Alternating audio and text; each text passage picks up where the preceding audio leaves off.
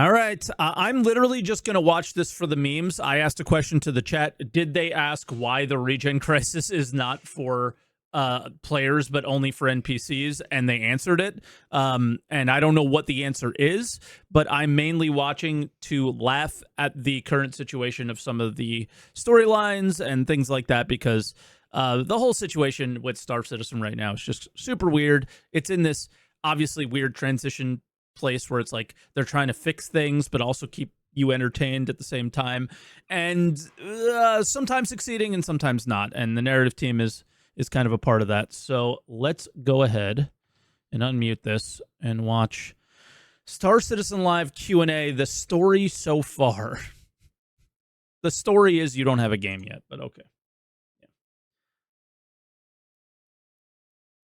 Hi everybody. If you were watching on Twitch, I apologize. Welcome to another episode of Star Citizen Live. I'm your host, Jared Huckabee. And if you've never seen Star Citizen Live before, it's where we take an indeterminate amount of time at the end of certain weeks to invite our developers on and answer questions from you. He doesn't even know what the video content is when it's because it's just all so different from the things he's used to saying. The Star Citizen community. On this week's show, we're going to take, I'm guessing, looking at the question, it's probably going to be about a 30 or 40-minute show. We'll see, in case, you have somewhere to be.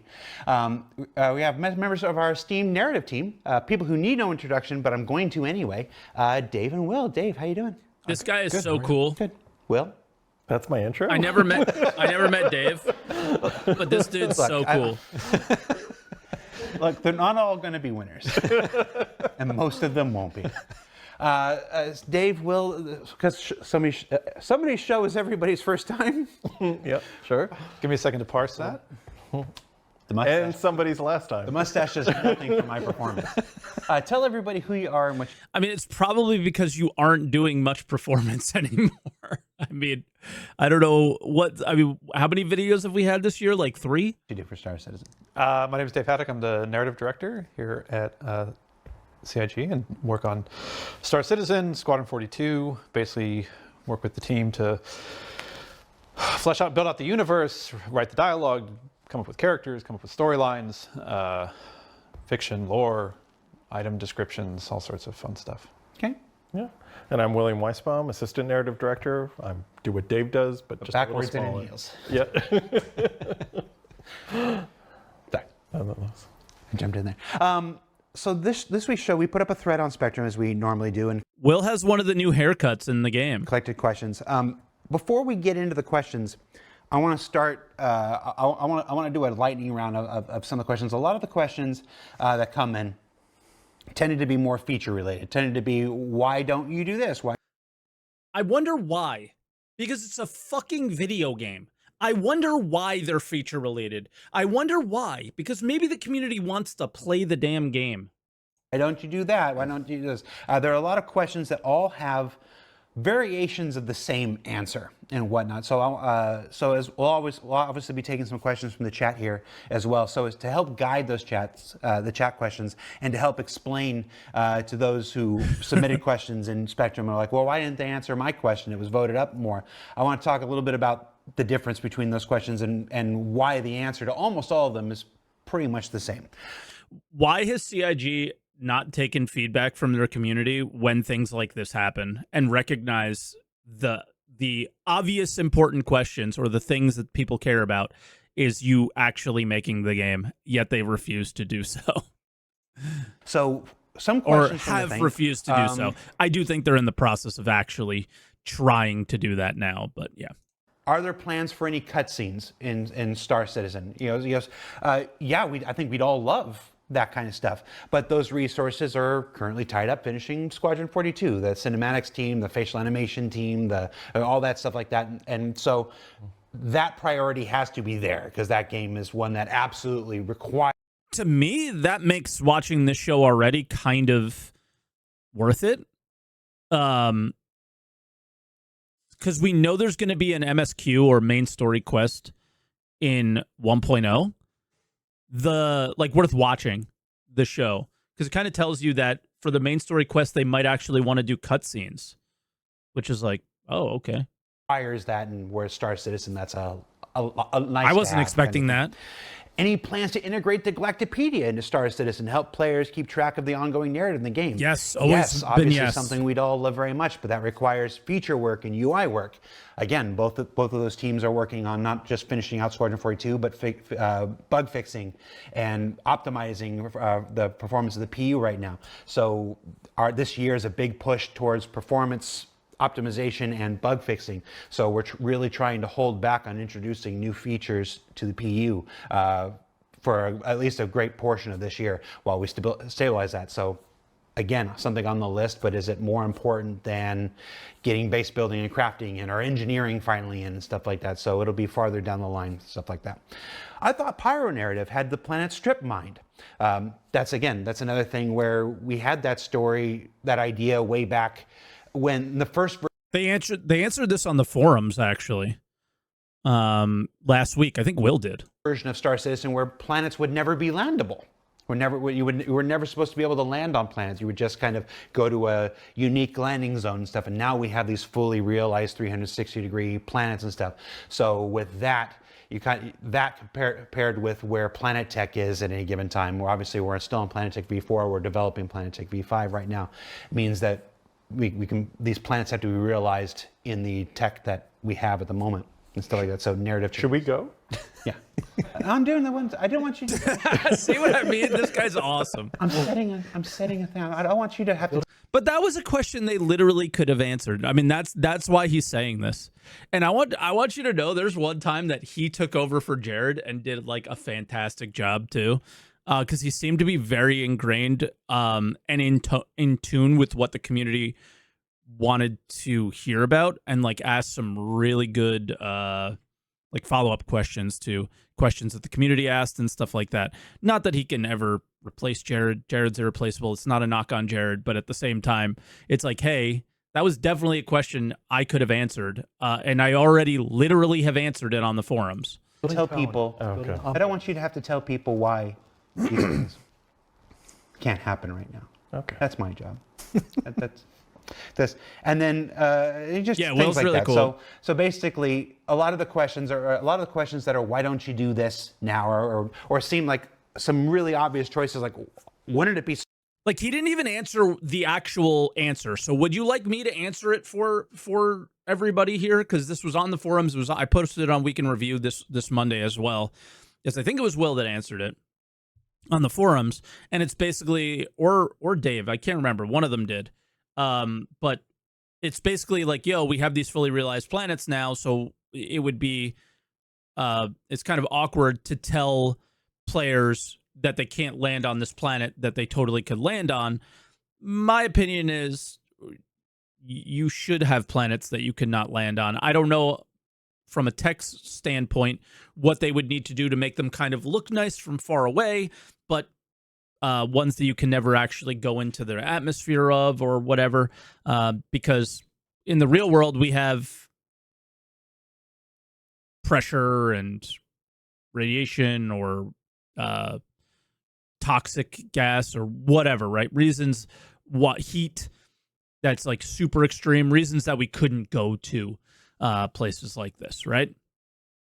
So, yeah, like most of Pyro was supposed to be not any planets you would want to land on. You would go to the dedicated landing zones that were there, and that was it. And then you would, if you were a miner, you would be mining in the asteroid belts. I don't think mining was ever planned on planets, and the main place that you mine is on planets now. Like, the game is totally different, which was what their argument is. But again, my feelings are, in star systems, there should definitely be planets that you cannot go to, and it should just tell you, you know, your quantum drive will not let you, go there. Your quantum drive safety, and you can't turn the safety off or something. I don't know. So much better if you did this instead of this? The answer is almost always yes. And we agreed and we wanted to too. But the priorities of game development mean that other things take priority and other things have to come first and stuff like this. So, so with that, we're going to move. Wow, I'll go out really loud there for some reason. I'm sorry. I haven't done one of these in a while. So with that, we're going to jump into actual questions that can be affected by narrative and stuff like that. So Pyro 1 was supposed to be a hard planet to land on. The day side was molten lava. Could you land on the night side or something? I mean, I wonder if they could ever do that, maybe. But, you know, knowing Star Citizen, they will try to take it to some level like that, but maybe not right now. There's a number of things going on. I'm going to start with probably our most recent one, just for recency bias, the regen crisis. Was introduced in 4.1. Oh, here it comes. Why don't you tell us... The regen crisis that players do not have a regen crisis for. But luckily, there's a bug that makes it feel like we also have the regen crisis. Also, there is no incentive to take part in the B story, as they say, in the game for the regen crisis, because it doesn't affect you as the player, so why the hell would you care? I am very, very, very excited to hear what the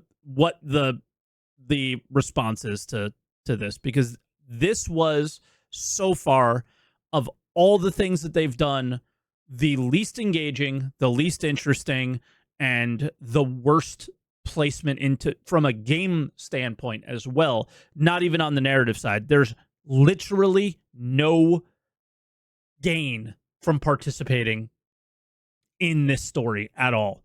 There's no reason to do it outside of money, but the money is not even that good, because within the players have created their own economy selling Karenite, Quantanium, and these other items for Wicklow.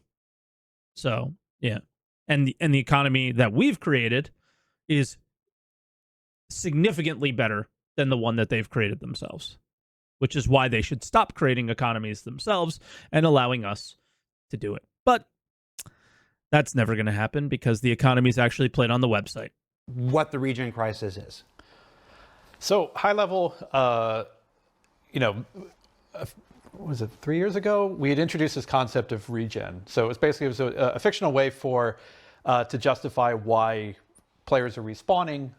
Came up with this lore behind it of the Abraham spheres and imprinting and stuff like that, and actually did it sort of in the timeline of the fictional universe. So it happened while players were playing. We introduced the tech. We kind of showed how the Imperator and the other people were kind of reacting to this type of thing. But now, basically, for whatever reason, the efficiency of the technology has been failing. So, spoiler, it's not affecting the players, but for the majority of the NPC population, the efficacy of the regen tech has been dropping significantly. So basically, death is now becoming a thing again. They thought they'd kind of conquered it, and now it turns out that they're not. So currently, the UEE and the Imperator are basically... But like from a storyline standpoint, okay, that's a really cool story, but he just says for whatever reason, like I think he knows the reason, because we're trying to find the cure for it is part of the story. But like... It's a video game. It's a video game. So if it doesn't affect the player, why would the player, like, what? I just don't. This is the part I just don't get. I just don't get it, bro. Trying to scramble to figure out a solution to kind of research and science their way out of this predicament to hopefully try to restore the tech to its former glory. And I'm anything you want to add to that one?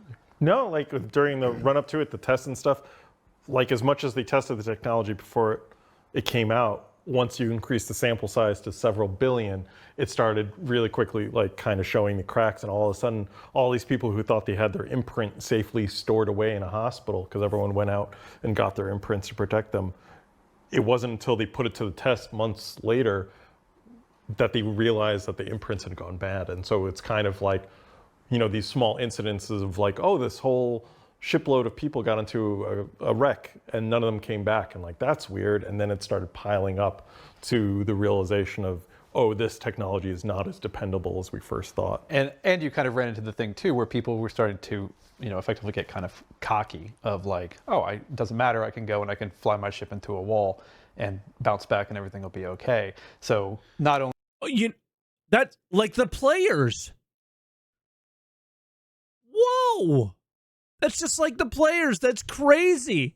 is the samples pool increasing, but people couldn't start abusing it and basically over and over and over again. And again, that could kind of raise the... Okay, so I see this in chat. Let's build the game and worry about the lore later. I wish they did that. I wish they did that. But it's like a leapfrogging thing, right? Where they're not really building the game either. So it's like a failure rate. Yeah, so turns out a large percentage of the population doesn't take well to imprinting. Maybe they only have one imprint, maybe none. And it's not like the player population, just like the player population is the part of the universe who owns spaceships and goes on these great adventures. They're also the part of the population that takes really well to imprinting. So for the most part. And this is a story that, obviously we've just introduced it with 4.1. This is a story that will continue to be revealed and continue, and players will have more interactions with it and stuff as the months go by later this year. Yeah. So, I mean, as we had sort of talked about in one of the Inside Star Citizens, the idea is like we're introducing these sort of ongoing storylines.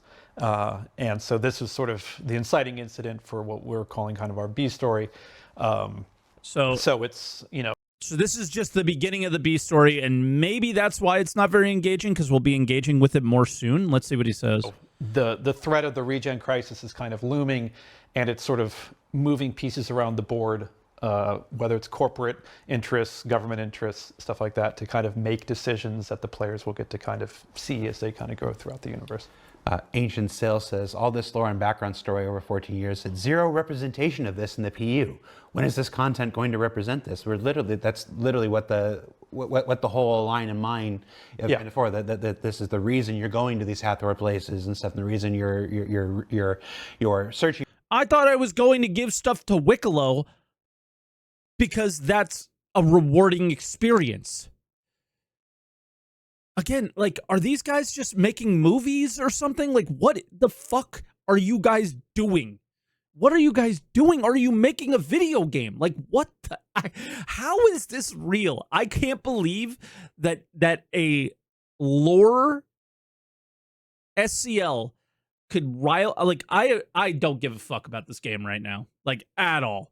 Right? In a lot of ways, I could care less. I'm playing Eve. I'm playing X4. I'm playing Albion.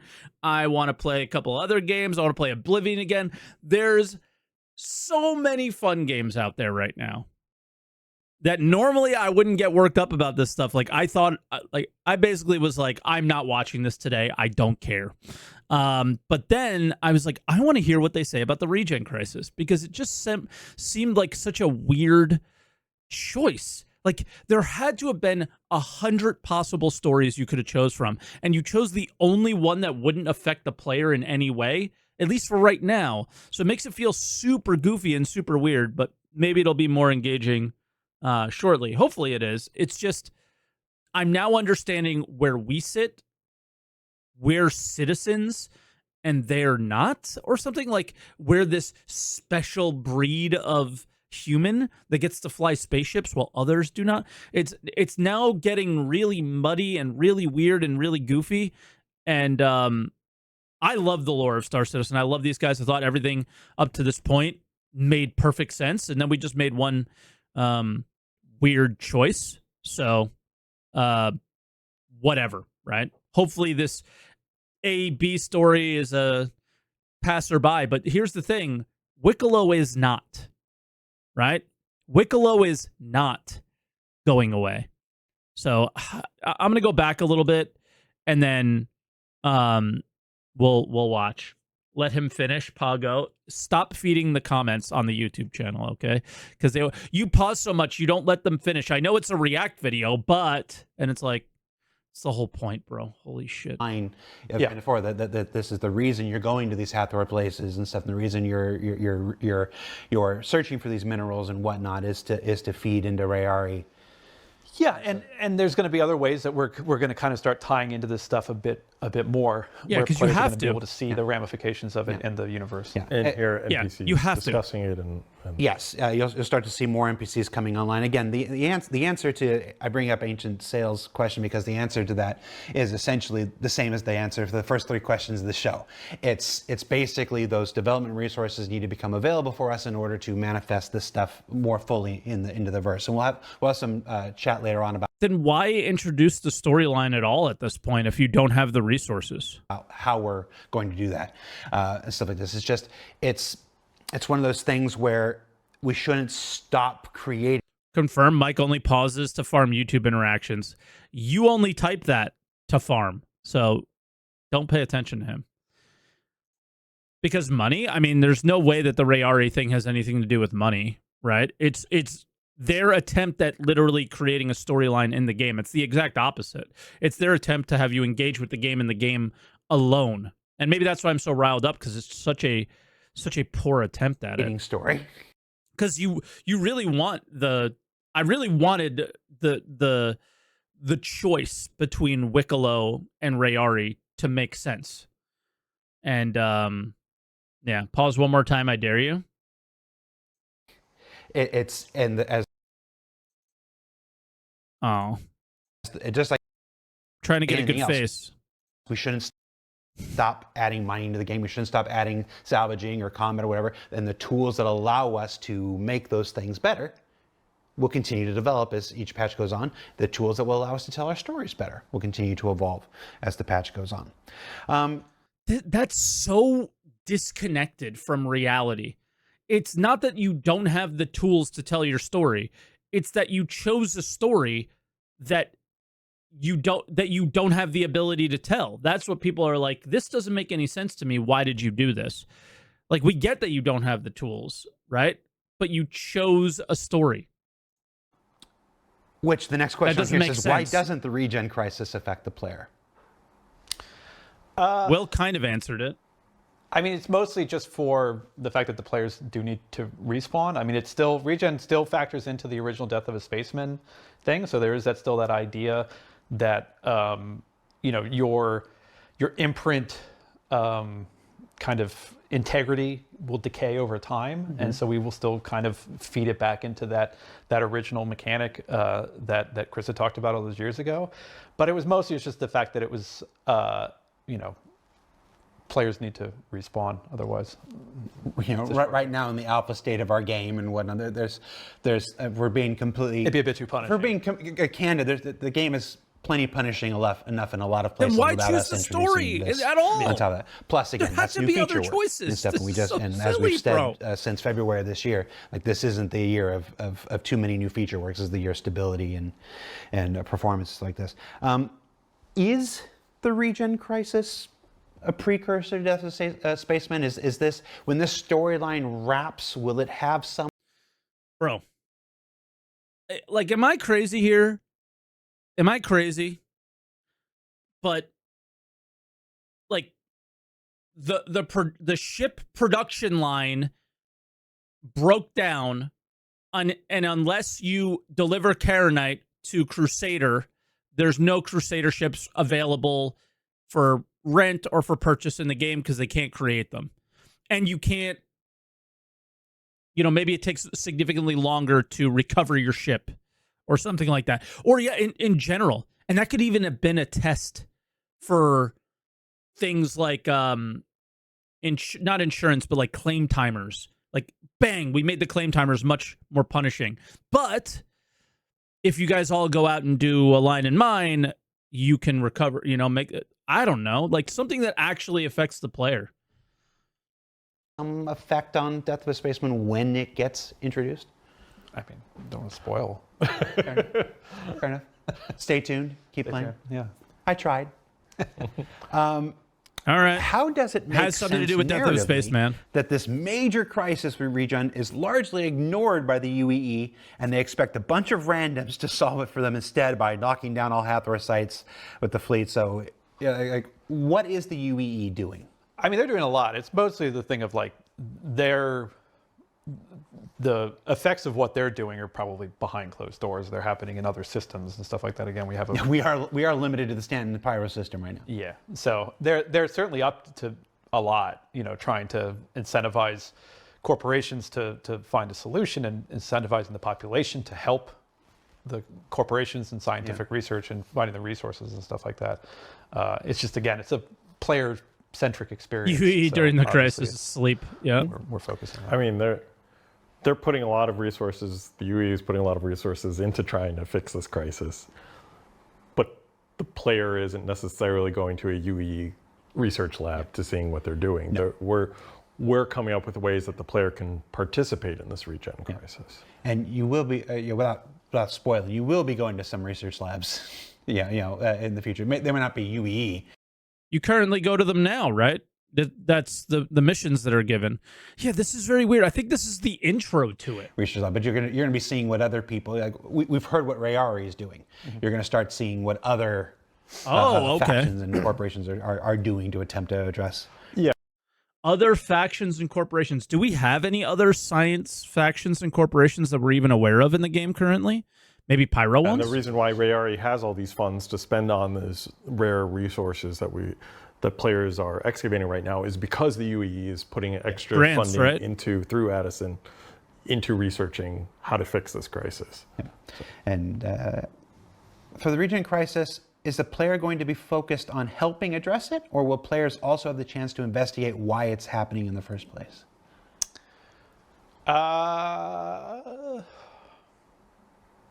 What No shot the players investigating anything. That would be really cool if true, but no shot, right? You're going to do a mission, you're going to read something, maybe a voice line pops up, right? But you can tell us without spoiling it, obviously. They're really trying. I don't know if they can without spoiling. It's more like they're experiencing a crisis firsthand, and how to phrase this. We're going on a journey, and we really wanted the players to feel like they're part of this unfolding. And so whether there's going to be concrete answers or solutions at the end of this, we're going to leave it up because you're checking in with us halfway through. Right. So it's kind of a delicate position. Not even halfway through. We barely That's got true, the not first even chapter. We halfway barely got through, the first chapter of this out. Well, and it's, again, sort of that idea of like Will said, that players are experiencing this as it's happening. So we're kind of starting to lay a groundwork of story continuity, which is, I think, a really exciting thing that we haven't really been able to do much before. We've been having a lot of kind of, Simpsons cycles where it's just sort of like the status quo gets kind of reset, but now we're actually kind of establishing that, if someone starts playing the game in 3 months, their experience to things, when talking to somebody who's been playing it this entire time is going to be a little different, because the people who've been playing this entire time go, oh, well, you should have seen it, and there was this regen tech and it used to work and now it doesn't work and blah, blah, blah. I mean, this year's focus on doing these regular patches, monthly patches, have really been interesting us from a narrative perspective on how we can tell our story. Because normally, like we're unfolding, previously we were doing the quarterly patches and stories were unfolding in a much greater amount of time, and how the players experienced it was kind of very different. But now we have a much more regular cadence, and so slowly like doing these little. Were stories really unfolding before this year? I think this year is like the only time that I really felt like I was a part of anything. Crumbs as we go and building into something bigger and bigger. Yeah, I mean, we had 4 patches in 4 months. Xeno, December, maybe, January, February, March. They repeated it. So it's with Invictus being in the middle of May and whatnot. There's a 6-week gap instead of a 4-week gap there, and then our plan is to continue on that. So that's May patch, June patch, July patch, August patch, September patch. So you'll see drops of this going through throughout the year. Okay, so cool. That's all part of this major change, this content-driven, less feature-driven directive for this year. Adamant1, I think I'm reading that right, in the chat says, why focus on storylines while still in alpha? And will any of these storylines repeat once 1.0 or full live release happens? You mentioned it. You mentioned earlier, like when you introduced regen and the Ibrahim spheres, it was. Before they answer this, would you guys care if they repeated some of these stories as like a one-off quest line in the like when the game actually comes out? I wouldn't. I would be totally fine with that. Like if there was the ability to kind of, okay, not entirely, because obviously, like, you know, we've knocked down the frontier fighters a little bit. Maybe we'll knock them down entirely at some point. Maybe we won't. But like participating in that story a little bit at some point in a quest line somewhere down the line. Maybe a little miniature version of the regen crisis at some point for players, right? Yeah, so I don't know. You hate the idea of time content? I love the idea of time content. I don't necessarily love the idea of time content before the game releases, but the idea of time content, like of the world of the game that you're playing is ever changing, and that people who participated in 1.0 would have experienced the story up to, let's say, we get to like 5.0 in 2055 or something like that, right? 10 years for each point, for each major number or something like that, because it's Star Citizen. Let's say we get to 5.0, way down the line. The person who was there in 1.0 kind of watched how the universe has been manipulated or changed or grown through the things and choices that the player base made and that the dev team made, right? But then there's little bits of mementos or items or memories that you have with you forever from experiencing those. Maybe they're really valuable, maybe they're not. Who cares? They might just be sentimental value to you. And then later on down the line, that story will continue. And if you come in 20 years after the game comes out, you could participate in the ongoing storyline of the universe, the macro story. And then there could be little micro stories that could be repeatable or whatever. I don't know. But that's pretty traditional standard MMO stuff in my experience. But in time and place 3 years ago, and whatever. These are story moments of where we are now in our sliding time scale. Yeah. So it's these aren't things that just repeat.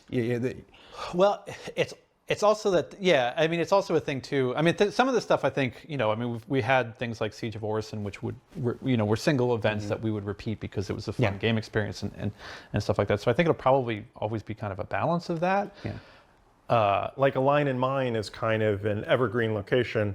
It's meant to. It's not an event. It's not an event. It's a permanent addition to the. So we're trying to balance between these story It's moments not an that you event, experience guys. right now with repeatable content that will kind of live on. Yeah, it's no different than any other MMO. When you play the level 10 quests and whatnot, they happen much earlier in the ongoing saga, but they're always still going to be there playable. So this content is designed to always be there. Yes, I think for the most part, yeah. Yeah.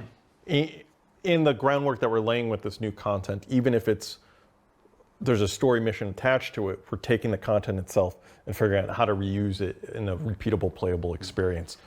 So there might be more event type stuff coming. That's what I love about Will. He always ties it back to the fucking video game. Every time he's been on camera, every time he's talked, he's also talked about the game, not just some storyline BS that not everybody would be engaged with This year, but anything that we do, we're hoping to build into what our players issue will may keep be. getting to enjoy and have fun with. I think what Adam might have been asking is this the 1.0 story or is this something else? This is something else. This is something else. This is our 2025 storyline that we're. And to his question, why? Why tell a story when you're in alpha? Why not? Well, if you part of it can, is why not? This is giving narrative a chance to be an alpha as well. We've been learning so Good much point. in this past 4 months of now that the mission tools are in, now that the streaming content tools in, that we've been able to really ramp up how we deliver. And you're going to be seeing that more this year. And we've run into issues that we've been able to sort. I think that's why it's okay to be really critical of them about this regen crisis thing, is because this is feedback to them to be like, this is not good. this is not the way it should be. This is not the way we would want them to do it. It is, hopefully they take that to heart. They learn some lessons there. I said this about the mission stuff too. Is like nobody wants to do 6 out of 6 missions, and yet they still are doing it with the ambush and patrol missions, which is really frustrating. But people were like, I am sick and tired of doing 6 out of 6 missions to get some skin or something like that. We'd definitely want it to flow more freely. And I think they kind of learned that lesson a little bit, and now it's on to how they tell the stories. I mean, if the player isn't engaging with it, it's a bit weird. And maybe we're just in this like goofy middle place where it's like, we're just letting you know that there's a regen crisis, Mike, where we don't actually have you doing too much right now. But again, there's, I think, about 25 different missions available to deliver stuff to Rayari with no reputation involved, no progress bar involved, no standard MMO tropes involved. It's like, if you just had this progress, if you just had a progress bar, everybody would be fine. I think everybody would have been fine with it. Right? I think so, but I don't know. Out with this earlier content. Welcome, Hemp. And explore it as we build up to our 1.0 content. And it's a thing too. I mean, we've been working with the designers and stuff like that. Of part of it is that giving the narrative wrapping to why you're doing something makes the doing something a little bit more engaging. Mm-hmm. So part of it is again, in this push for sort of greater engagement in the experience. It's, let's add a story to it. So it's not just, hey, we introduced this thing, go have fun. That's literally what's happened though. Like, and you don't know who to blame. Is this on the mission team because they were too busy with the Hathor side of things breaking and not working and not functioning in the way that they wanted, that they didn't have the time to focus on what Rayari would be, and let's just put random fucking stupid fetch quests in there? I don't know. Like, what we don't know from the outside is this a bad story, so lore team mistake, or bad implementation of the story, so mission team mistake? Elliot runs the mission team, so let's blame him. The reason around doing it. That's what I think. Players to go play. Why not add another layer? Yeah. And I think it's a little bit of a thank you to the players who are playing it right now. You're playing in alpha, you're experiencing our game in development, and as part of that, you're getting to experience the regen crisis, which players who hop in to the bandwagon 3 years from now won't. So good for you. Yeah. You said something. You or said bad for we're us. learning to this, and I don't think that gets. Yeah, it's really nice to hear him say we're I've been learning. doing this for a decade now, but I don't think I'll ever get tired. When I end the show, say, "What did we learn this week?" It's not. I'm not just speaking on behalf of the player and whatnot. Game development is this process of learning. Of this process, we've been learning for the last 13 years what this game that we're making is. It's new people come in with new ideas, new technologies come on. We didn't think we were going to be able to have, like, 360 degrees fully realized planets and stuff like this. And we learn as much about how the game is changing and how to make this Stay game calm. Every month as Don't players pause. learn alongside us. And Don't that's the start virtue of yelling. ISC and SCL. Don't and stuff say like anything. That. It's all of game development is about learning in one way, shape, or form, not just for the players, but for the people who are making the game. And I really liked when you said that, so I want to. And then last question about the regen crisis. Is the current respawn issue in 4.1 part of the B story, or is it a bug? No, that's a bug. I wish it was. That would have been clever of us. The other big addition recently is our first Banu, our first alien of any kind. So excited to welcome. Tell me about Wicklow. Who is Wicklow? Talk about incentive. He's a Banu. All right, moving. Tell me more about Wicklow. So Wicklow is a new addition to Stanton's system. He is a fresh expatriate of the Banu Protectorate who has basically set up a shop. He divested from his Suli and has traveled around and he is fascinated and loves human culture, and so he decided to go set up a shop in Stanton system where he will happily trade. Isn't he just a hologram? No, he has a physical. There are no holograms in the game. They all have an actual physical location that their hologram is being projected from, I believe. I think people have like snuck in and found him. He's a real thing. He's in the game somewhere. Stuff, build stuff, send you on food lunch orders. He's great. And why now? Like where did I don't this think he has, idea like, that arms this was or legs, the time though. to bring this first come from? Why not? What can you remember? We were charged with, from a design side, they wanted, this person who would take in a random collection of resources from the player who didn't have like a set style or anything, because basically this is like tier -1 of crafting almost. Like when crafting comes online later on, you'll be taking those recipe lists and you'll be filling them and you'll be putting them into your own crafting station. But those things aren't ready yet. But we still kind of wanted that gameplay loop for the players to start experiencing it. Go find materials, bring the materials, turn the materials into a new thing. And so this is the person who's kind of doing that through this trading shop. And so we were kind of thinking of like, who would we do that? And we had been really wanting to get aliens, because the Star Citizen is supposed to be populated by aliens. So we've been waiting for that opportunity. And so we perfect kind of opportunity. Asked, like, maybe. That's fantastic. And of course, like the answers at the very beginning, like we have to implement it as far as we can with the tech and resources that we have right now. Obviously, a fully P-capped Banu running around saying, "Hey, what's up?" It's like it's we're not quite ready to. Let me read this. It's still weird to me that you talk about the big thing of him being the first alien NPC for when 99% of players. When you say 99% of players, I do this thing too. You're just talking about you, bro. You're just talking about yourself, right? So don't lie to everybody here and say, I don't care. He's just a hologram and a freight elevator to hand physical items to. That's okay. You're entitled to your opinion, and your opinion is totally valid. But you're just saying 99% of players don't care. Tons of people cared that there was a Banu in the game. It's super cool. I cared. So, all right, I'm there. Now we're down to 99%.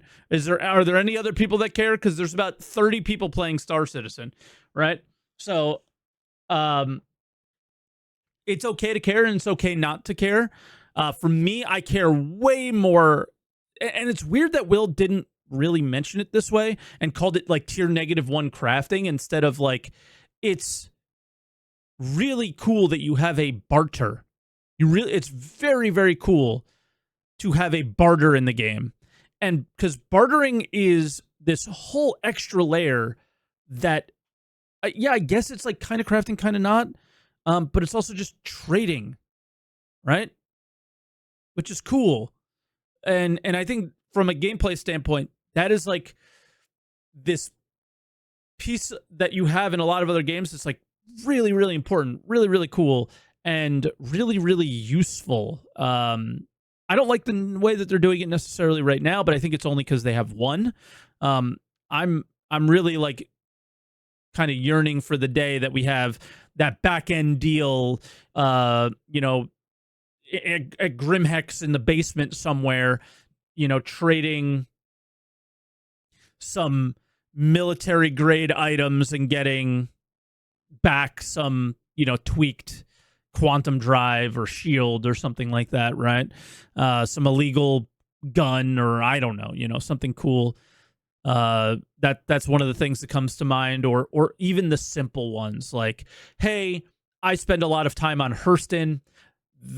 These things spawn a lot on Hurston, and I'm able to farm those things and turn it into something that comes from a place in Pyro that I don't go to.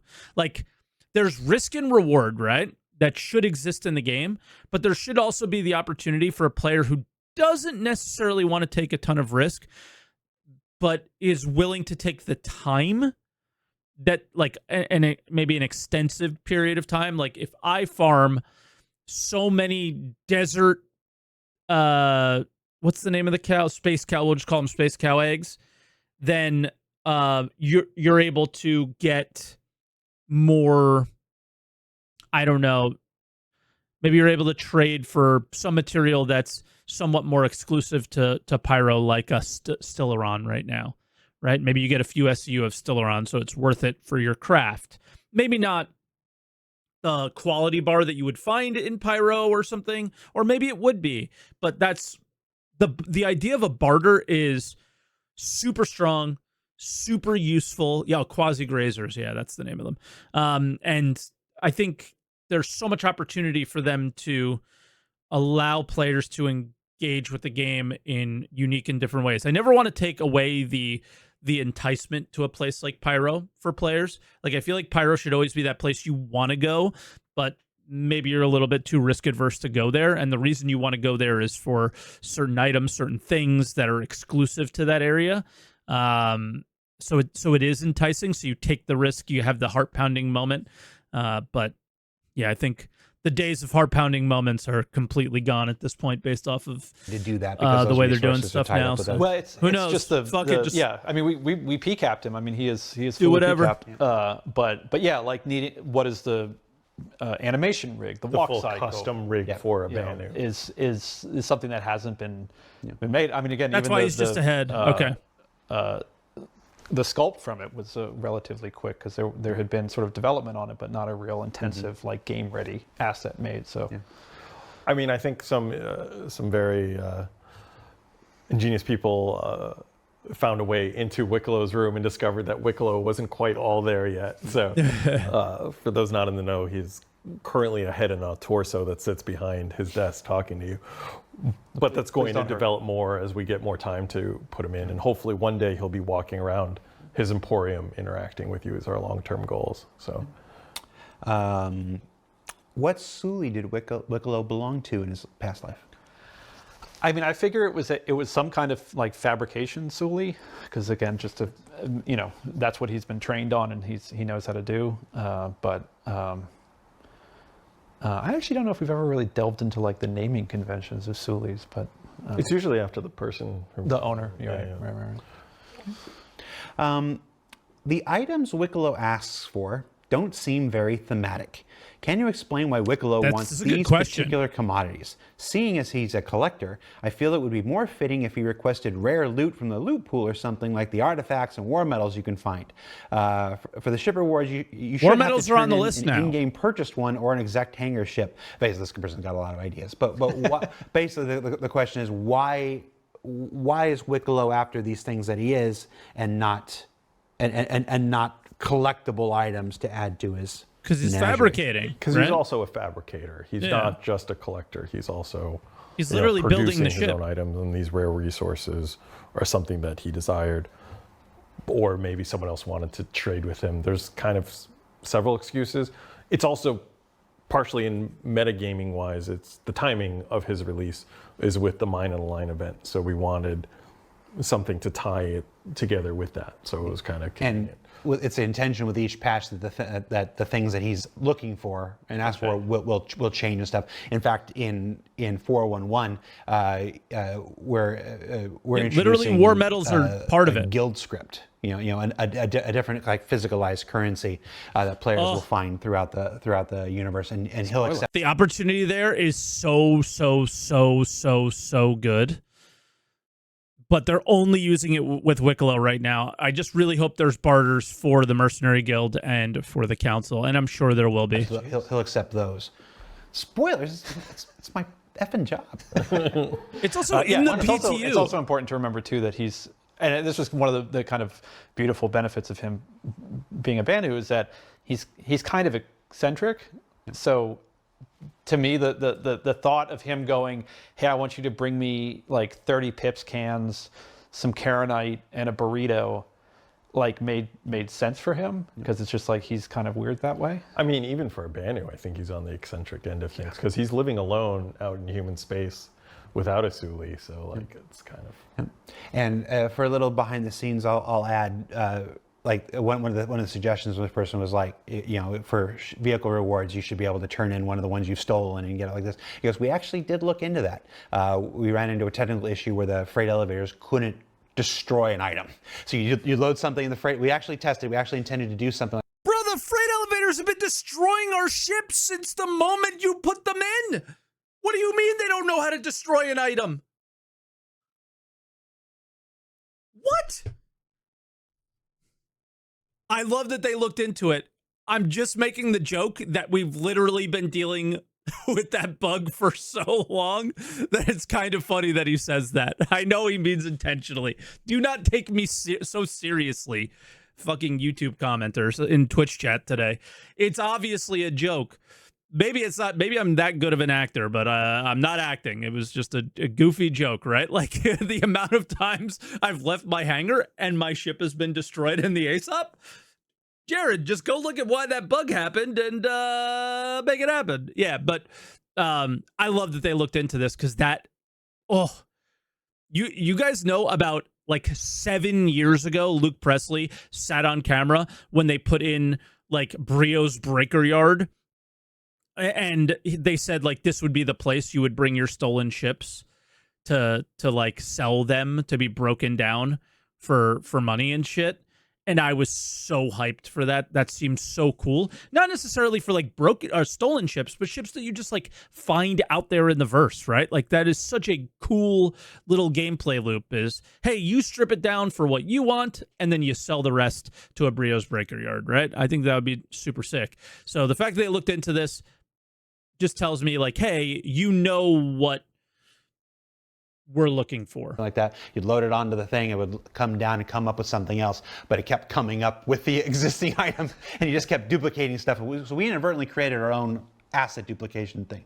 So it's one of those things where it's like that aspect of it was not able to make in the initial release, yeah, but it is something we're still looking at. Yeah. And for what and how it will be implemented, you'll find out when it's ready. But yeah, just nice. Again, it's something they're actively thinking about. Love to hear it. We're huge. thinking the same things they're thinking. We're having the same conversations they're having. And the answer almost always to why didn't they just do that or whatever is the pledge store. That's why. But you won't say it. I will though. It's the pledge store. The thing we needed to do that wasn't ready. And if we waited until every single thing was ready, we wouldn't be running. Why wasn't it ready? Oh yeah, that's right. The pledge store. I forgot. In the middle of our development. This month's story element was twofold: Wickelow's arrival and the regen crisis. This person wants to know, they were both after the same minerals. They were both after the same resources in many ways. It's like, does people helping Wickelow, is it going to hurt Rayari? Is this, are people automatically bad for choosing to get their ship instead of helping the human race? Yeah. This is the question. I mean, it is effectively a moral choice. So, but I mean, they're technically the same story. They're just two halves of it. So the sort of B story is the resource mining and stuff like that. But we just gave you two options of what you wanted to do with it. For people who didn't necessarily wanted to, even if they didn't necessarily want to give it to Wicklow, you had the option of going to Rayari. If you wanted the items instead of the money, you go to Wicklow. So. And there's a good chance Wicklow's just trading them right back to Rayari for 100% price. So yeah.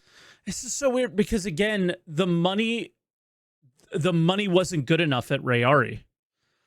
So do we blame? Like, I hate to have to play the blame game all the time. It's fucking stupid. Is the story that bad, or is the implementation bad? And it is way more valuable to get cool armor, cool skins on a gun, a ship, than useless money when your economy team / mission team flooded the game with it for literal months, right? So if the choice is going to be money or new items, the player's always going to go for new items. I don't know how people didn't kind of recognize this, and I wonder what their internal metrics are. I would have to guess that like well over 75% of players are engaging with Wicklow over Rayari, right? Yeah. As far as the stuff that we've seen in his menagerie, I can't even begin. There's no vowels in this person's name. Why does Wicklow have Tessa Bannister in a cryopod? Yeah. Is that really Tessa? Is it a clone of Tessa? That could be anybody with the first name starts with a T, ends in Bannister. Mm-hmm. So it might not be Tessa, is what you're not willing to confirm Could be that that's Tanya Bannister. Tanya Bannister. You heard it here first. That's funny. So you're not willing to confirm that that's the Confirm or deny. Tessa. Is this on record? Yeah. Oh, then no. It's on the internet, and everybody knows you can't erase anything from the internet. I've tried. I once wore a Beefeater costume. You also did the holiday live stream 2016, and that will forever exist on the internet. Jared and Xylo.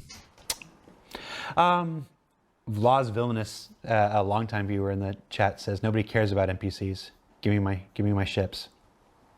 So it's a prudent course of action. All right, Yeah. so region crisis, Wicklow's Biggs. arrival. It's a We've doozy. taken a break from the fight for Pyro at the moment. So let's we get back into that a little bit in this next Invictus patch. What's happening in Pyro with these three factions right now? Where are we at in their story? Yeah, what's going on here? Are we just going to recap or? Well, I guess just to fill in the fight for Pyro is we have the introduction of a new group called the Thank you, best user. Frontier Fighters, who have slicers. who have a different take on the Pyro solution, right? Because we've established for a long time the Citizens for Prosperity, who are out there who are like, if we just resettle Pyro, we can turn it around. If there's more economic development here, then the UEE will care more, then we'll get more resources, more funds, and we can make it safe, and in turn make the neighboring system safer. And that's their plan. And the Frontier Fighters are like, no, that's going to take too long. You've been trying to do this. All you're doing is sending resources in there that outlaws just steal. You're making the situation worse. Our solution is burn it to the ground. It's called Pyro, let's burn it up. And so they've come in here and to kind of get the ball rolling, it turns out they pretended to be a Pyro outlaw group called the Slicers. They did a huge terrorist attack on the Stanton system. And then they're like, come on everyone, let's get those Slicers, and trying to get the whole system agitated. Because they saw what happened when Xenothreat did their attack. They were like, this was good, but not good enough. Let's do it better. It tells you everything you need to know about these people. the uber racists did a good job, but they didn't go far enough. Well, as far as agitating Stanton into action. Yeah. Because Pyro is one of those problems that's so big that it feels easier to ignore. Like, so it's easy enough to be like, it's there, it's fine. And just deal with like, oh, we'll catch. I chose Headhunters so it stays dangerous. We need a system that is dangerous for players. There needs to be a system that's risky. We don't need another system that is the same as Stanton. This one shipjacker will catch this one outlaw, but it doesn't help the larger problem of an outlaw system. So how did the idea of the Slicers / Freedom Fighter, Frontier Fighters reveal come about?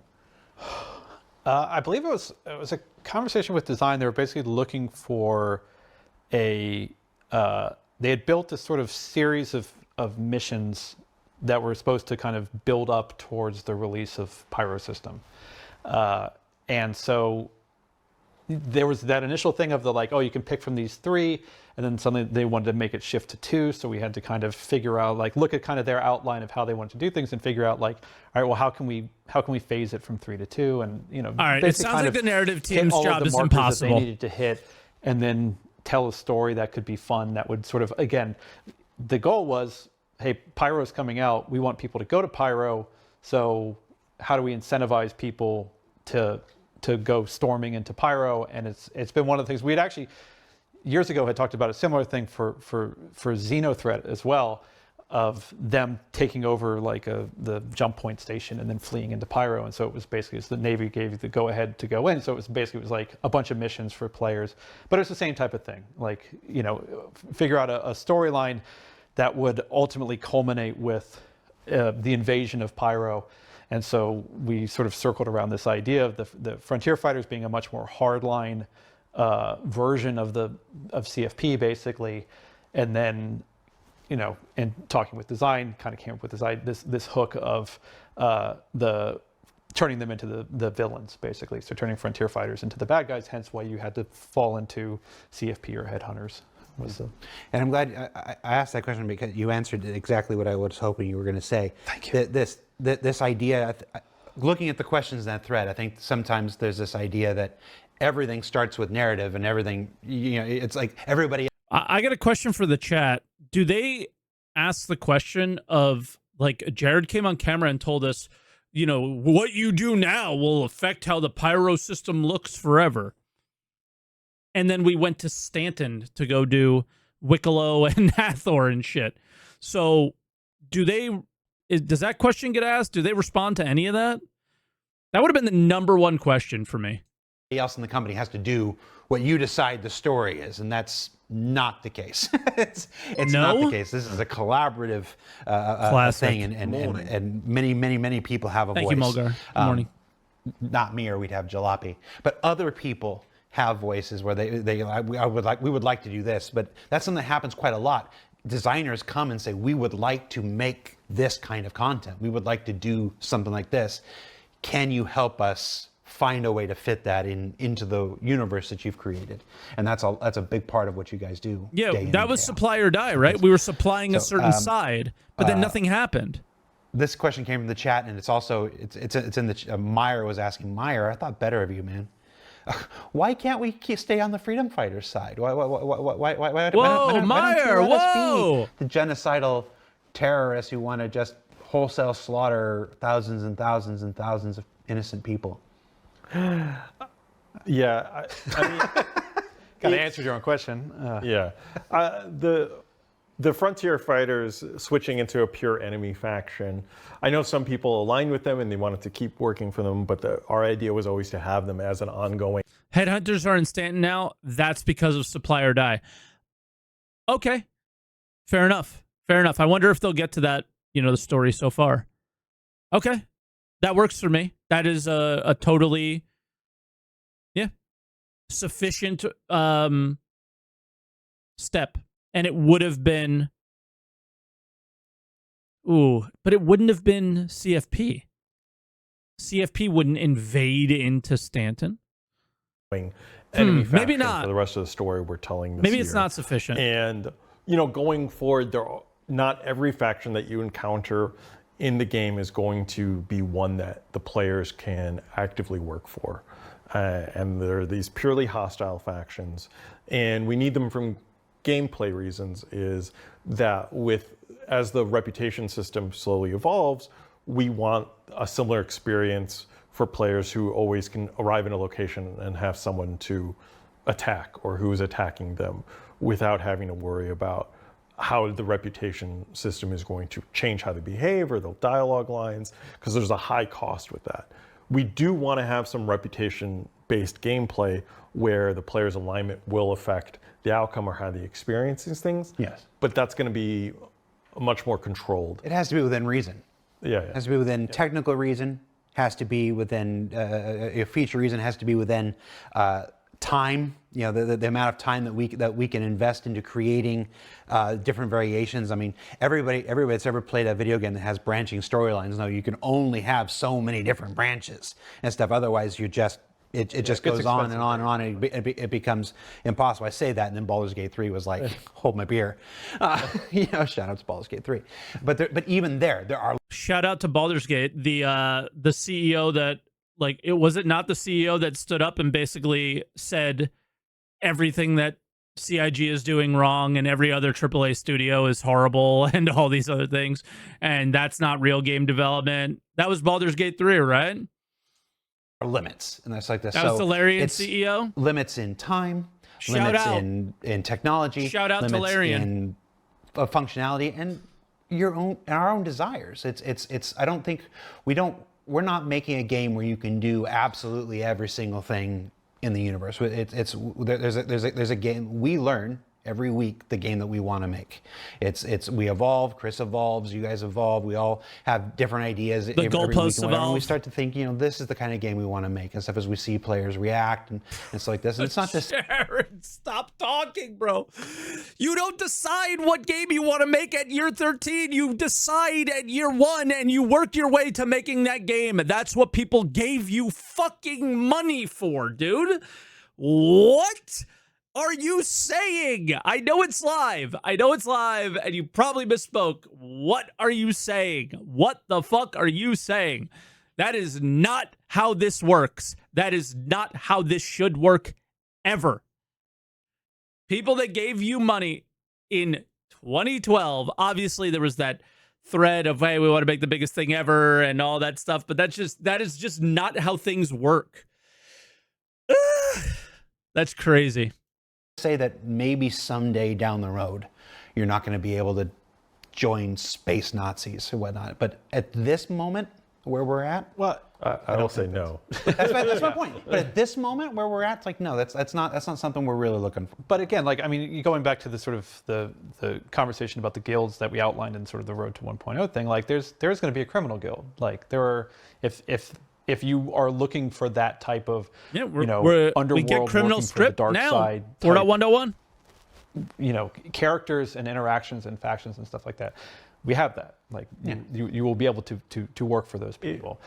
But you can be criminals. You can be criminals. You can be pirates and things. It's just it's just a question of how far into depravity we look. An early version of the reputation system had a lot more factions that you're working for. They were going to be very localized so that as you traveled from planet to planet, you were starting to build your reputation up.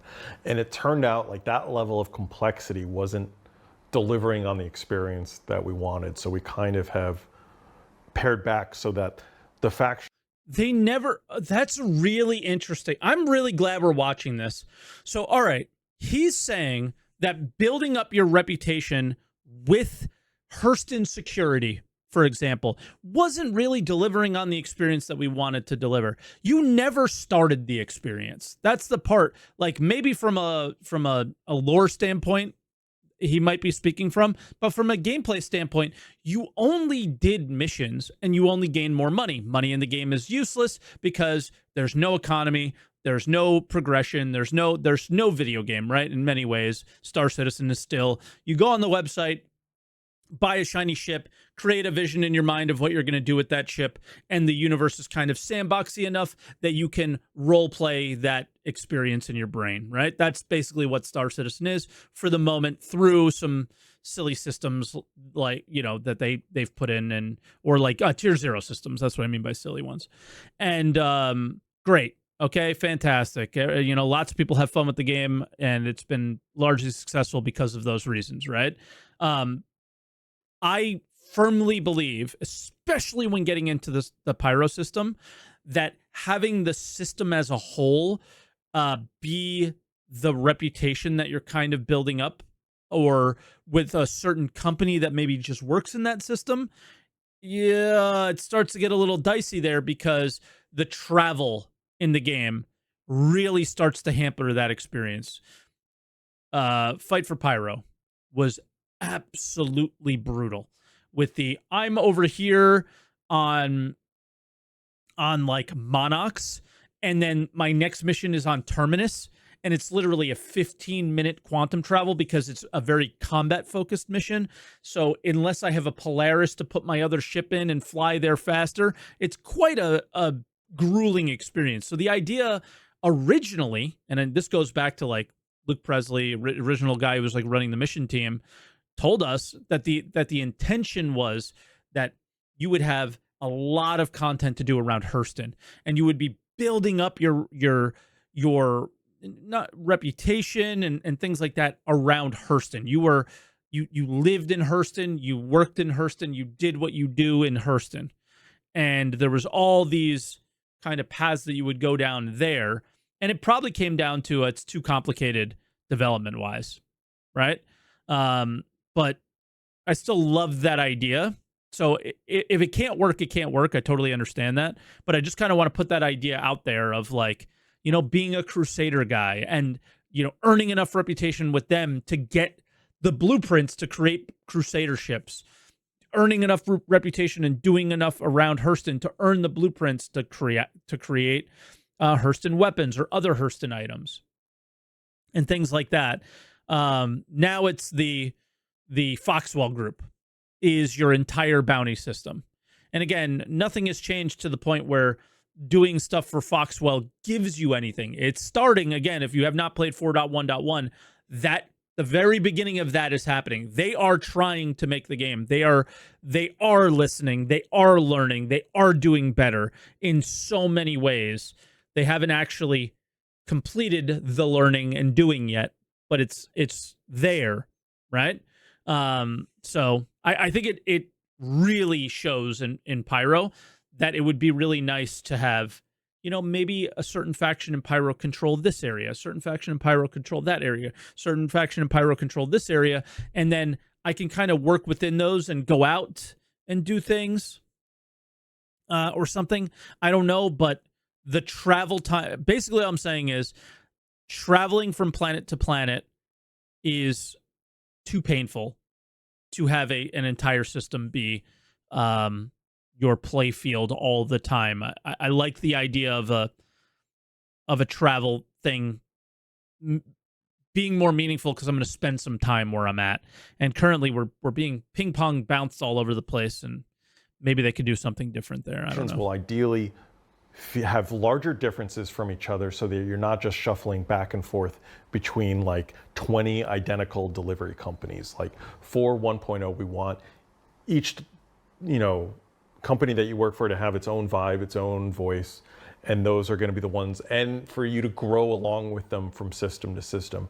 So a lot of the factions that we previously thought was going to be Pyro only or Stanton only are going to expand out into the other systems, so you can have a continuous experience as you travel through the star systems. Like, you know, let's see his examples. And so I think a part of that is kind of limiting who you're going to be able to grow that reputation with. We're going to have local factions and local people that you can still get paying jobs with and do small mission chains with, but you won't necessarily be earning a permanent reputation with them that's tracked and affects other people. So it's going to be a lot more focused and hopefully deliver a more in-depth experience for those factions that you do work with. Yeah, we've mentioned. Listen, that will be okay as long as the depth is there. As long as the depth's there, and then maybe all you really need to do is, you know, Mobiglass wise, mission system wise, have a local list of missions available to you, a local list of things that you could do, and then a more broad list of things that you could do. That, hey, if I do want to get out of here, I can, but if I only want to stay here, I can. And then I think I would be okay with that, because the first example he gives is that, like, you might have caught that right at the beginning of what he was saying, was the cargo missions. Do we really need to do missions for 4 different companies? Not necessarily. This, you know, I don't know how I've made it 40 minutes into the show and like an hour and 12 minutes into watching this, and not mentioned Eve, but I'll do it now. Is Eve kind of does this where there's a bunch of different companies in the game and you can build a reputation with them and their reputation will impact certain things. But most of it is very much what Star Citizen is doing now with like the MG script, the council script, is you essentially earn loyalty points. You turn those loyalty points in for items, right?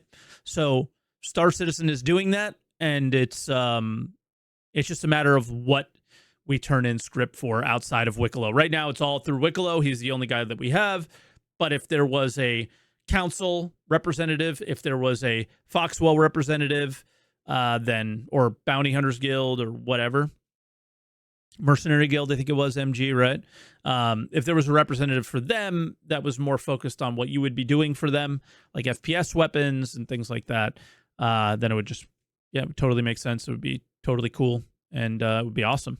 Like tweaker components, but different. I would love still CZs to have their own things, this guy to have his own thing, Wicklow to have his own thing, and so on. But my initial thought was I wanted to just stay in Hurston, and as always, CIG probably knows better in most cases than the players. And I think his explanation once he went for cargo was like, yeah, I'm kind of cool with that. I would love for them to still include all the companies, because those companies are very cool, and it might be a certain skin that you like, or a certain maybe you get some seedier missions from like Redwin, right? But those are all under, because this is actually how it works in the real world, is there are a number of companies that are part of an actual like cargo shipping alliance, and that cargo shipping alliance could be the I forget the name of the people who offer the current cargo missions, right? So if I like yellow, maybe it could be that simple that I like yellow. No, the actual name of the guild in the game is what I'm asking. Is it Kovalex that just offers them? Isn't it the Transport Guild or something like that, right? Is the Transport Guild could be who you're gaining rep with by doing missions for Kovalex. I still want that, personally, that that depth of immersion, I guess, of, hey, if I'm doing missions around Hurston, well, Redwind specializes there. If I'm doing missions around Crusader, Kovalex specializes there. Maybe there's some special companies that only specialize in Pyro because they're a little bit more risky, right? That's sort of something that they've already created all these assets. There's no reason not to do them. But who you're actually gaining reputation with is the larger, more macro entity, right? Which would be the guild. That's fine, right? But I do like the idea of, well, if I do gain rep with them, I can choose to use my cargo script, let's call it, to turn in and get Redwin cargo boxes or Redwin skins for my ship or whatever, and that I think that would be a nice middle ground, because I think people really did sort of engage, and I remember being excited, and I remember not just me being excited to see the different companies on the cargo boxes and the different companies as a list of rewards at the 2023 CitizenCon. So yeah, I don't think they should go away from that, but obviously we spent that's just a long me. Let me know time what you guys talking think about Pyro and stuff in the lead up. Hopefully Nick's ain't that long. I don't think it will be that long. Games Yeah, of hopefully Pyro not. still intended to be there. Overlords, Fire Rats, the Vipers, stuff like that, or had the Vipers. I don't know Vipers. And Headhunters just killed them all off. Good question, actually. I mean, it's an interesting idea to kind of run with the idea that Frontier fighters steamroll their way through some of the other gangs and wipe them out. Again, it's usually that thing too of what you were talking about before, of everything kind of to build the experience that we like, or the standard of quality that we like to ascribe to stuff. Adding those gangs requires support. It requires costumes, it requires voice packs ideally, it requires ship liveries, it requires a lot of stuff that requires other teams to get involved in. So it's, that's why we usually make the distinction whenever we're kind of talking with Post on 1.0 this for this stuff. forums and stuff like that is, but you'd love there's to a distinction see it. of between the fictional universe and the in-game universe. In the fictional universe, they're probably out still running around. Puppy just but whether opened the they're door. represented in the game yet, right now we're not really at a place where we can support putting them in.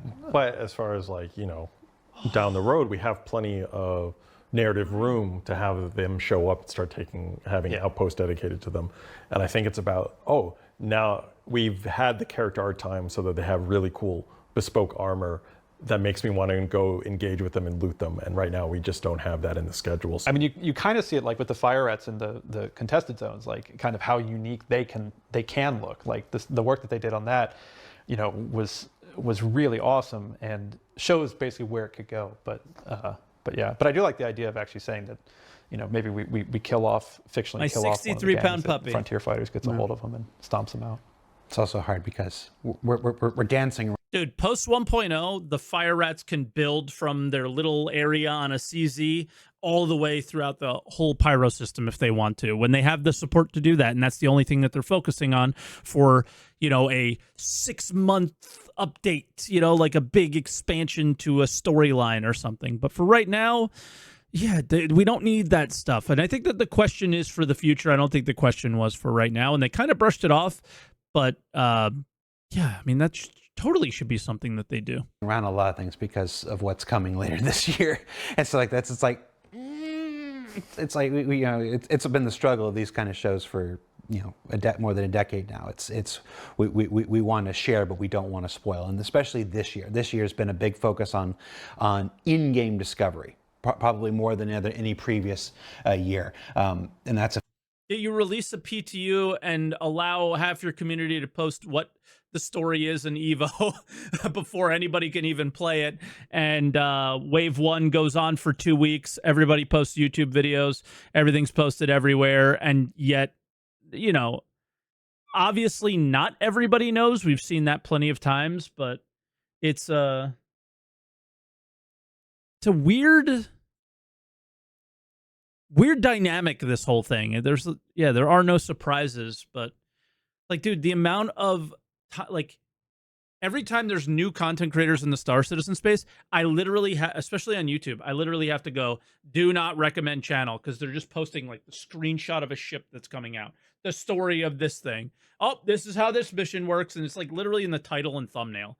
You know, it's affected everything from ISC to SCL. It's why there are fewer shows. It's why we don't spoil every single thing. In 2 weeks, you're going to see the show about 411, and there's some rather sizable things in that show that we're leaving out because, again, we want folks to discover it in game. We don't want to. That's been the decent thing about 411. There is a redacted thing that isn't in, but are you going to test it or are you not going to test it? Right.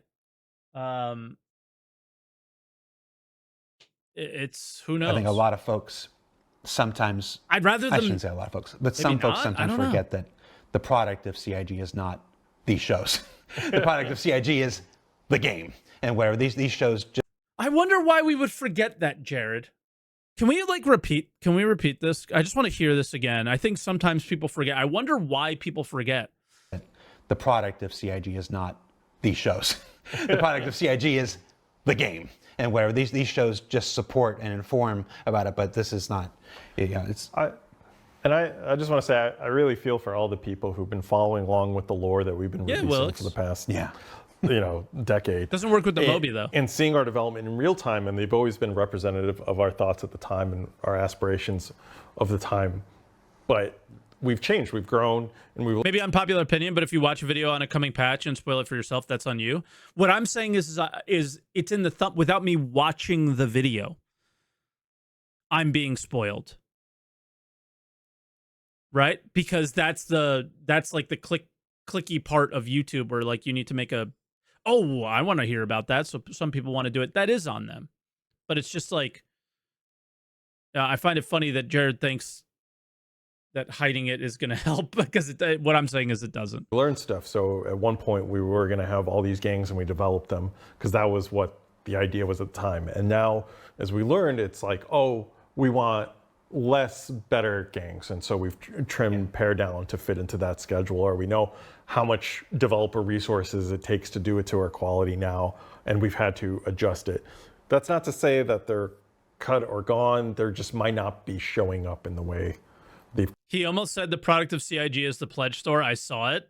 I mean, that's what it is, right? And to say the game is a little crazy because at the moment it still is not. I do really truly believe that it's their intention to do that, but I think that when they say that they're all hands on deck on like fixing bugs, it's not for Star Citizen. It's for Squadron 42, and I don't believe that anything will change when Squadron 42 releases until it starts to, but we'll never know until it actually gets out, right? And I think we'll be perpetually in the situations that we're in now of not enough. It always feels like it's never enough.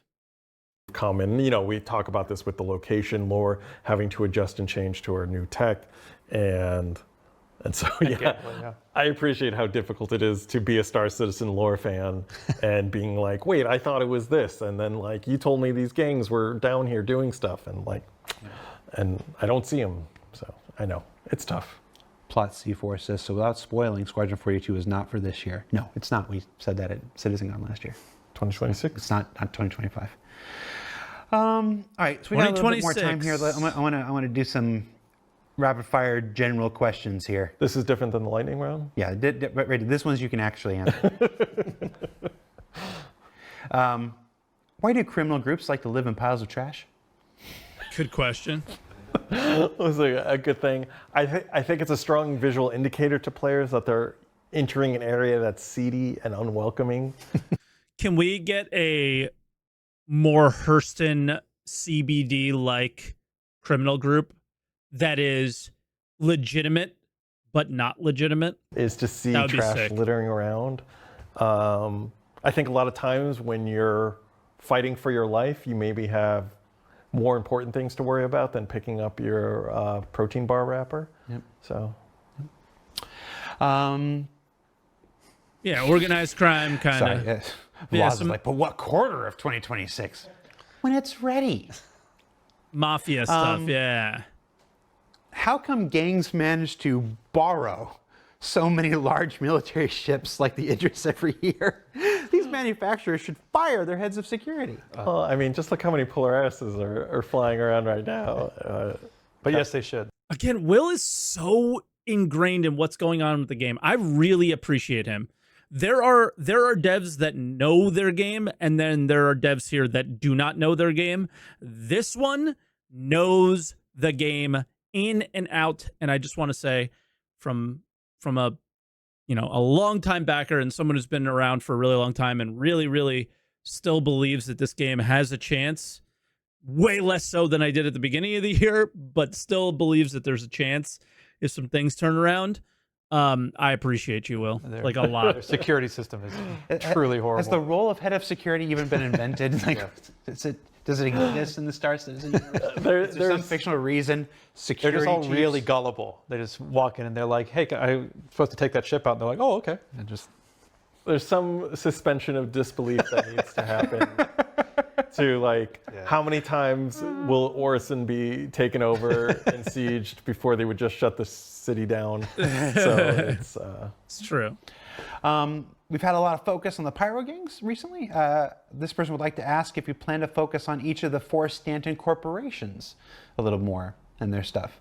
Yeah. Sure. No comment. Okay. No comment. All right. That's going to go right into the next question. We have introduced relatively recently, within the last 6 months, I mean, Foxwell. everything's relative. Yeah. Foxwell is now, this new, I guess they're a PMC. Is that how you would classify them? I would call them a security company. I don't think they're solid enough to be a PMC. Okay. So Foxwell is out there now giving missions. They seem to be taking some of the role that Crusader and Hurston Security would have in the past. Is that accurate? Yeah, it's part of our 1.0 alignment as we head towards that goal of, for the major landing zones, it was causing potential issues for players to be able to earn negative rep with these companies and seeing how, I worked for Crusader Security, I pissed them off, I attacked them. What does that mean for me accessing the content in Crusader now? And it had a lot of knock-on ramifications. It was really complicating things, having the 4 corporations who control these planets also be reputation factions. So we're going to slowly start changing towards them being more local factions where you can work for them and earn money for them sometimes, but not necessarily keep a long-term reputation with them. Instead, those beginning security jobs are going to be given out by Foxwell. And sometimes the 4 corporations hire Foxwell as a contractor to do the work for them. And Foxwell... I'm just thinking, I have the crafter brain, so I'm just thinking, that's fine, so long as, Foxwell missions at Crusader offer Crusader blueprints of some kind or rewards for that area. Because again, he's saying earn money. We've been saying earning money on its own is not enough to satisfy an MMO player base ever. So money plus other things needs to be the way it goes. And so long as Because those are they're more not localized, I'm fine with it. so obviously linked to the Stanton system. Like you talked earlier about being able to continue your relationships with some of these people as you progress to different systems. Foxwell and Pyro is going to be interesting. We revealed, the first 5 systems. After Pyro is Nyx. After Nyx is Castra.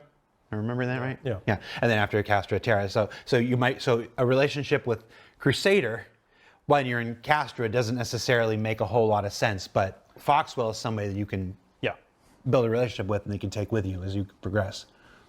Yeah, that was one of the one of the earlier ideas was like, oh, you're going to have to rebuild your reputation, and we kind of decided that's not what we're gearing for. So we want that reputation to have continuation across systems. So yeah, you start working in Foxwell in the Stand system, and you'll be able to continue working for them in Castra and Terra and stuff like that until you.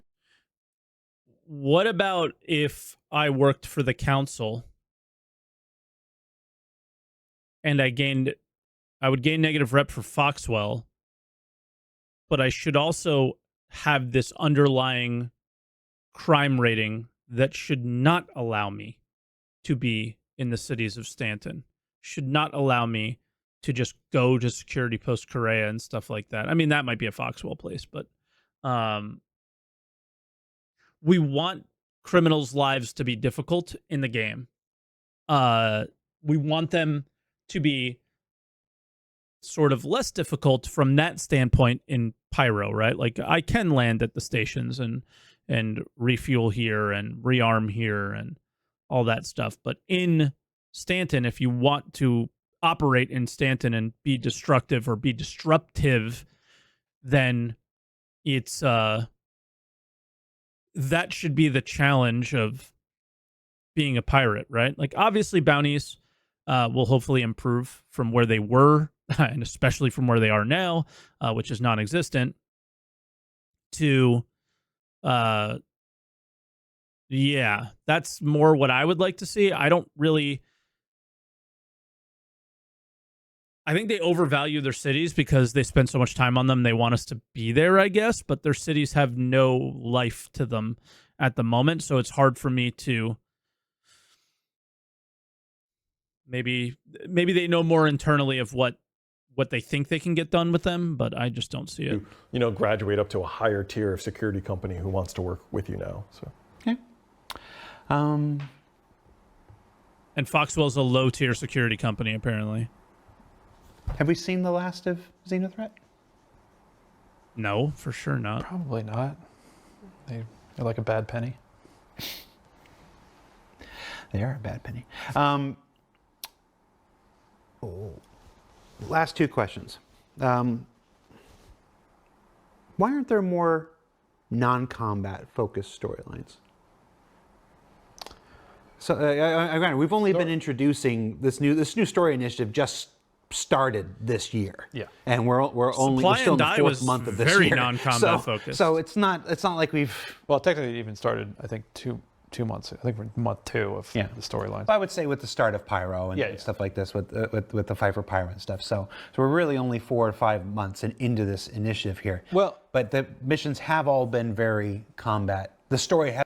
Oh, the space I was crying about combat again. I know you're making a joke, Wanted, but at the same time, it's like if everything involves PvP, it's like we definitely need a place where the players are signing up, know what they're signing up for, and it's getting a bit old, right? Like there should be missions, or there should be events, or there should be storylines that there's no PvP whatsoever involved.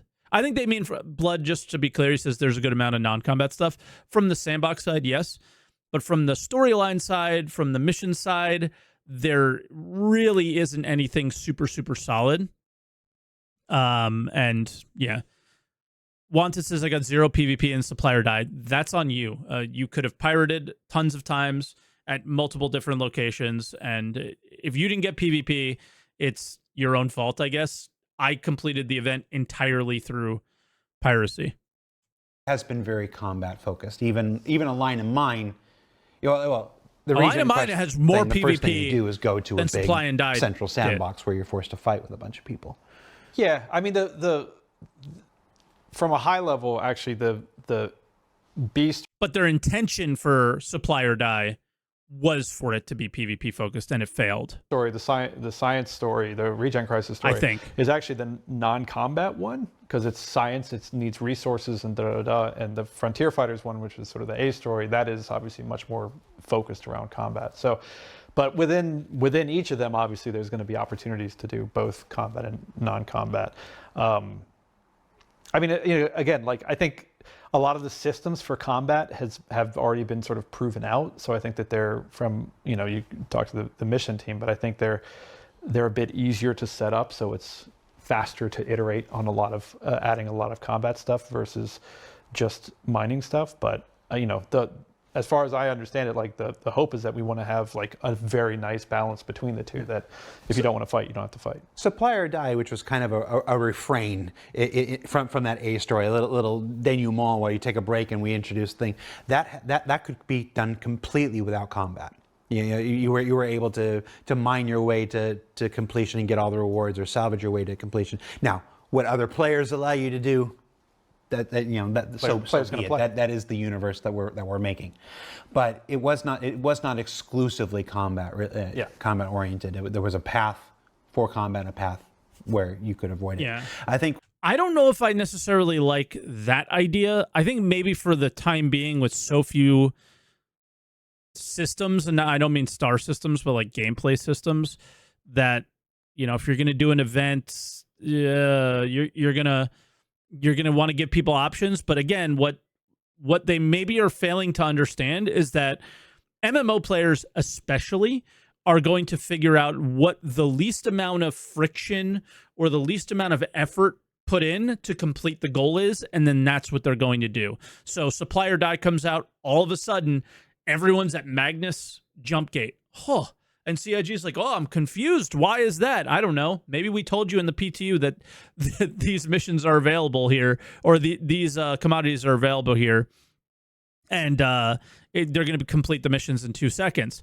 So that's what people figured out. Yeah, MMOs literally mean min-max online. It's not a massive multiplayer online. It's just how MMO player mentality is. So when you give all these options for how to complete stuff, the players are going to find the easiest one, and they're just going to do that no matter what their choice is. It's kind of what's made a Line and Mine, I think, more successful than Supply or Die from that standpoint. Is there's 4 caves, right? But there's one location in each spot, and everybody has to fight over it. And great. Okay, great job. PvP mission, cool. Supply or Die, I like that it gave you options, but what ended up happening was not that many people went for Diluthermex, right? Not that many people went that route. They went every other route possible because the juice just wasn't worth the squeeze on Diluthermex, and then they made a change so it would, but the change is only money, and it just didn't work out, and it just seemed like there's not enough gameplay systems to support that at the moment. So I don't know. It's a tough spot when they don't have a game to build within. But I don't know. The storyline being completed in multiple different ways is always going to have its problem, I guess. With that is, if the main story that they're telling in the universe sometimes has PvP involved and sometimes doesn't have any involved, outside of the idea that you're in a open space. Thank you, Apollinos. I'm actually going to turn down those alerts because I don't know if they're going to play on the YouTube videos, and they kind of talk over me sometimes. And then I lose my train of thought. So If the main story is sometimes PvP, sometimes not PvP, that's totally fine. Like no PvP at all. The only thing you're doing is, I don't know, fixing pipes at a location. Like obviously not a good story or whatever, but let's just use that as an example. Like no combat involved at all. And that's the storyline that they want to choose. I think that that's totally fine. Not everything has to have a combat scenario to it. Not everything has to have a non-combat scenario to it, as long as it's the main story. But if the main driving forces of your player base is, I don't want to say is PvP, but is risk versus reward, then none of this is an argument, right? Like if you only ever have the Stanton system and the Pyro system and nothing changes from here today, and the Stanton system is low risk, low reward, and there's no PvP in there at all, let's say, and then Pyro is a PvP area, high risk, high reward, then that's all the balance that I need personally. Is I will, like, my vision for what I would do in the game is my refineries, my crafting, and my marketplace would all be in Stanton, where it's at a base that can't be attacked by anybody. Once I get there, I'm safe, right? And where I gather everything would be in Pyro. I would take the risk, get the good stuff, bring it to Stanton, right? That's my little dream in my little head. Risk and reward. But then if I took it even more risky and refined in Pyro, I would maybe have less tax on it, so I would be able to sell it for cheaper when I got it to Stanton or something like that, right? So, or I could sell it for the same and make more margin. And that's sort of what I have in my mind for it. Is it doesn't always have to be, as long as the sandbox elements of the game really, really support risk and reward, will be okay, and the storyline is something you choose to engage with if you want to. Right now, all they have is this. But if they had the underlying base of the game that was an enjoyable experience, and PvP players were drawn to an area of something worth PvPing over constantly, 24/7, there was a reason to be fighting over something. There, bases were blowing up and stations are blowing up and things are being mined and valuable stuff is being found in contested zones, and you're fighting over that, and ships and this and that are being stolen and all sorts of cool stuff over here. Well, over here it's like butterflies are flying and birds are chirping, and it's a little bit more chill, but you're going out there, you're mining, you're cargo hauling, you're having a good time. You're just making less money. You're making lower tier rewards, B grade stuff, C grade stuff. Just as an example, obviously there could be A grade, there could be good stuff that you find in Stanton as well. But if that is the base of the experience, then we won't have this argument of, the PvP event versus a space dad event or something like that. It's just dumb argument. It's a dumb argument because it shouldn't ever have to be that. The argument shouldn't have to exist is what I mean. But all right, let's keep watching the video. We'll see more of those things as we go on, providing alternate paths to things. As the regen crisis continues, there will no doubt be opportunities for some major combat and stuff, but there will be also ways to contribute that are not. I just don't like the path they're going down mission-wise. That's me, though. Through the list here. Two. I'm going to do two. Can I do two more? No, do two more. Sure. I know I said I'd get you out of here early, and I failed at that miserably. What are the Tavaran up to right now? Anything? Just chilling. Just chilling? I think. Hanging out in their nest? I mean, still, the two main storylines that we've talked about in the past is they're at a bit of a crossroads right now. And where there's a community of Tavaran who've left the UEE to kind of form a new Tavaran homeworld and try to reestablish their culture and really embrace those roots. And then there is a new kind of Tavaran movement about taking their culture and assimilating into the UEE and finding their new place as UEE citizens, and fight for their status of equality and really having a place in it. Like genuinely going, hey, we're going to make a real effort of, we're part of this, we've been a part of the UEE for a while now, like let's really, make a go of it and stuff. And so, yeah, it's the two of them kind of at odds with each other. And I think this kind of desire, now that the war is so long past, of returning Tavaran culture back into the mainstream with Asperia's release of these Tavaran fighter ships and other forms of Tavaran culture, which were now being revitalized. It's kind of an interesting way of a combination of humanity and Tavarans working together to bring back these elements of Tavaran society that were lost. Yeah. I've wanted the Tavaran eventually in game primarily because I've always wanted to dress my Star Citizen character like Brian Blessed did in Flash Gordon. I don't think we'll see much of this for a while. No, I'm very excited to when we finally get around to Tavaran, because they're my favorite group. And then the last question we've talked a lot about, obviously. Just two more questions. Yeah. You know what? You want a show? You've hosted this show before. You're the only other person that has hosted this show. You want to switch seats? We've talked a lot about, obviously, story and narrative and stuff. Hopefully. And the limitations that we have as far as how we can tell stories and stuff like this. We are making some progress with that this year.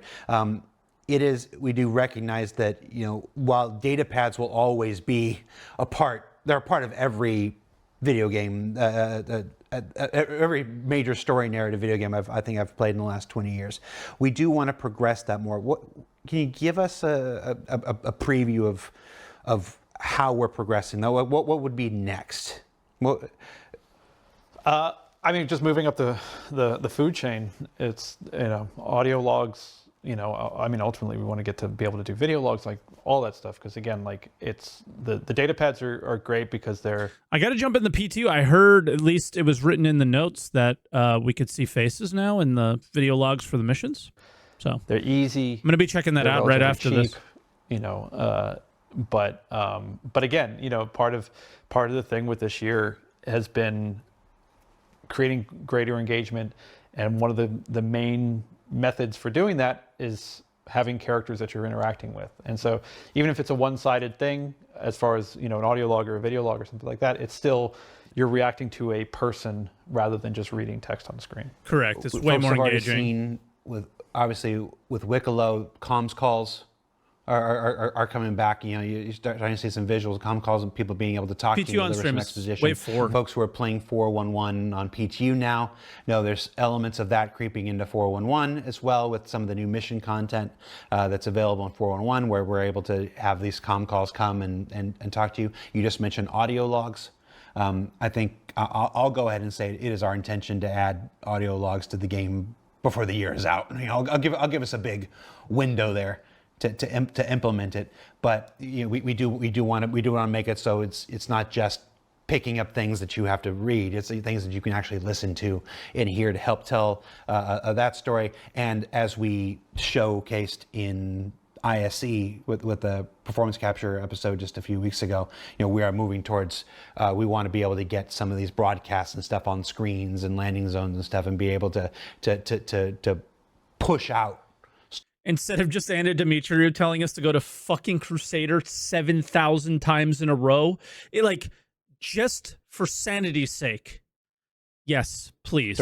Story elements to you that you don't have to go and find yourself. So we're committed to trying to make that work this year. We're committed to trying to make audio logs this year and stuff like that, because we are very serious about our desire to tell these city in the clouds, and improve the methods in which you tell a story. So, the change to the new loading screen alone has just given us a nice opportunity. The loading screen is fantastic. Yeah. Well, just a little bit of narrative. Again, it's text reading, which maybe is not as exciting, but the branding team has done an amazing job of doing the art for them. And things we can do this year without requiring too much feature work, without pulling too many resources away from finishing out Squadron 42, and without introducing too much instability into the PU and stuff like that. It's like I said, it's all got to be managed. It's all got to be balanced within the whole. But we are making those efforts.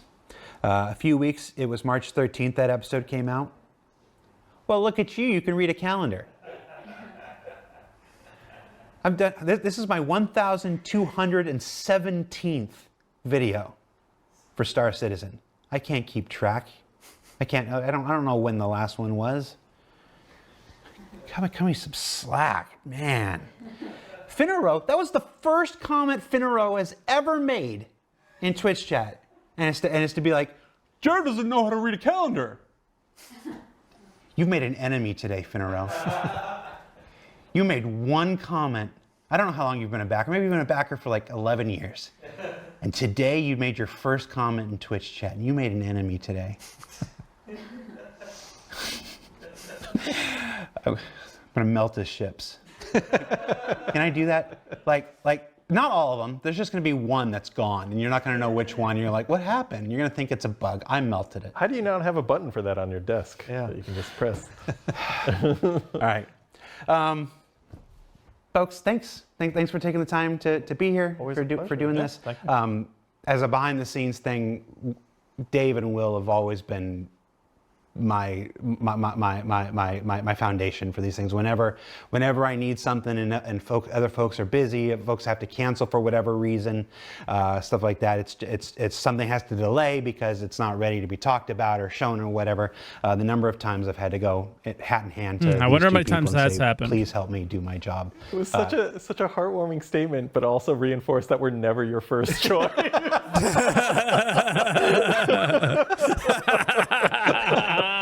Well, not wrong. No.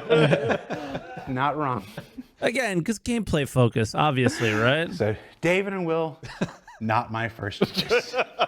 Thanks for watching. We'll be back. Next week with a special behind the ships episode. It was behind the ships next week, right? Yep. And what day is that? Where we reveal the first ship that's coming for this behind year's the Invictus ships. Oh, just a little bit great. early. So stay tuned for that. Wow. For Will and Dave.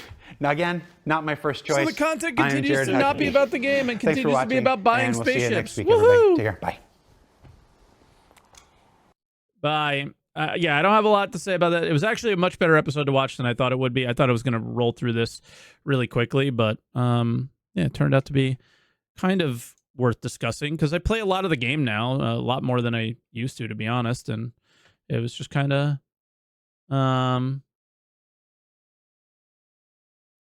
yeah, I've been engaging with it, so it was kind of insightful, I guess. But yeah, let me know what you guys think, and I don't know. It's more of a joke at this point than anything, this whole experience.